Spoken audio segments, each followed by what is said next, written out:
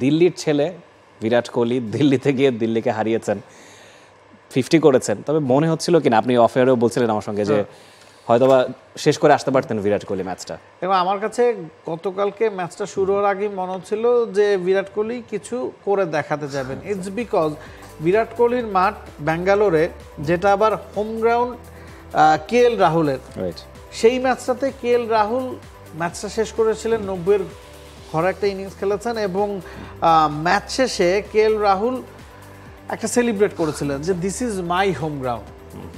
এখন কোহলির মাঠ কিন্তু আবার দিল্লি, কোহলি কিন্তু দিল্লিতে বেড়ে ওঠা, হ্যাঁ ব্যাঙ্গালোরেই তিনি খেলছেন, তবে নিজের হোম কোর্টটা জিজ্ঞেস করলে কোহলি দিল্লির মাঠটার কথাই বলবেন, এবং নিজের নামে সেখানে তার প্যাভিলিয়নও আছে। তো শেষ দিকে যখন দিল্লি ম্যাচ থেকে ছিটকে গেছে, কোহলি একটা 6 মারতে গিয়ে মিচেল স্টার্কের হাতে লং অফে ক্যাচ দিয়েছেন, সেটা যদি না হতো হয়তো একটা অন্যরকম সেলিব্রেশন আমরা কোহলির কাছ থেকেও দেখতে পারতাম।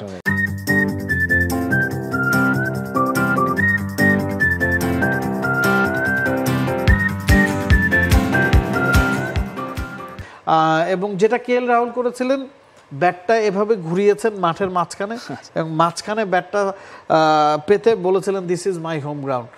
এবং আমি ভাবছিলাম যে কোহলিও হয়তো এমন কিছু করবেন, করেছেন ম্যাচ শেষে KL রাহুলের সাথে গিয়ে দুষ্টামি করতে গিয়ে ওই কাজটা করেছেন।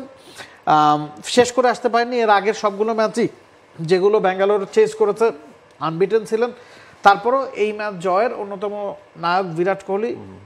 ক্রুনাল পান্ডিয়া যদিও ম্যাচ সেরা হয়েছেন, 3টা উইকেট শুরুতেই ব্যাঙ্গালোর হারিয়ে ফেলেছিল, খুব বড় টার্গেট তারা করছিল, তারপরও চাপ ছিল, এবং ওই চাপকে কিভাবে নিজেদের শক্তিতে পরিণত করতে হয় সেটা বিরাট কোহলির চেয়ে ভালো কেউই জানেন না। এবং নিজের হোম গ্রাউন্ডে আরও একটা ম্যাচ তিনি দলকে জিতিয়েছেন, ব্যাঙ্গালোর জন্য সেটা অ্যাওয়ে ম্যাচ, সহজে জিতেছে বলা যাবে না, হাতে 6 উইকেট এবং 9 বল বাকি থাকতে ম্যাচ সামারিটা যদি আপনি দেখে থাকেন মনে করবেন যে সহজে জিতেছে, তবে শুরুতেই 3টা উইকেট হারানোতে ব্যাঙ্গালোর কিন্তু যথেষ্ট চাপে পড়ে গিয়েছিল। এখন পয়েন্ট টেবিলে শীর্ষে আছে ব্যাঙ্গালোর, 10 ম্যাচে তাদের 14 পয়েন্ট, অ্যাওয়েতে টানা 7টা ম্যাচ তারা জিতেছে। গেল মৌসুম থেকে যদি আপনি কাউন্ট করেন, এই মৌসুমে সম্ভবত সবগুলো অ্যাওয়ে ম্যাচ তারা জিতেছে, হোমে মাত্র একটা ম্যাচ জিতেছে। তো দেখা গেছে যে অ্যাওয়েতে তাদের ফর্মটা ভালো, হোমের ফর্মটাও তাদের ফেরত চলে এসেছে। পয়েন্ট টেবিলে শীর্ষস্থানে আছে, 10 ম্যাচে 14 পয়েন্ট, মিনস আরও 4টা ম্যাচ বাকি আছে। 4টা ম্যাচে আপনি যদি একটা ম্যাচও জিতেন, আপনার পরের পর্ব প্রায় নিশ্চিত হয়ে যাবে, এবং 2টা ম্যাচ জিততে পারলে 1-2ও নিশ্চিত হবে।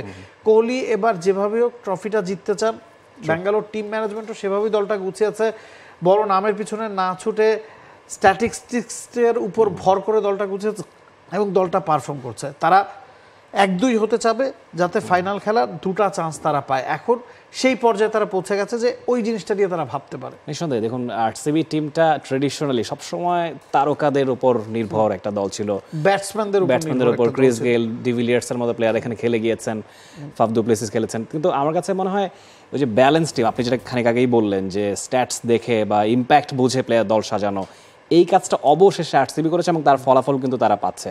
একদম তারকায় ঠাসা দল নিয়েও কিন্তু আমরা দেখেছি খাবি খেতে, টুর্নামেন্টের নিচের দিকে থেকে শেষ করতে, এবার একদম উপরের দিকে আছে। এবং আমার মনে হয় সেটা হয়তো বিরাট কোহলির শিরোপার IPL হতেও পারে। এবং আরও একটা কথা হচ্ছে, তাদের সব স্ট্র্যাটেজি কাজে লাগছে তা কিন্তু না। ফিলিপ সল্টকে তারা অনেক টাকা দিয়ে দলে ফিরিয়েছে, তাকে গেল ম্যাচে ড্রপ করা হয়েছে। লিভিংস্টোন প্রথম 4-5টা ম্যাচ খেলার পরে তাকে ড্রপ করা হয়েছে। মানে বিদেশিদের ওপর যে ভরসাটা RCB করেছিল, যেই 2জন মেইন ক্রিকেটার তারা পারফর্ম করতে না পারার পরও তারা 10 ম্যাচের মধ্যে 7টা ম্যাচ জিতে নিয়েছে। It's because of their bowling.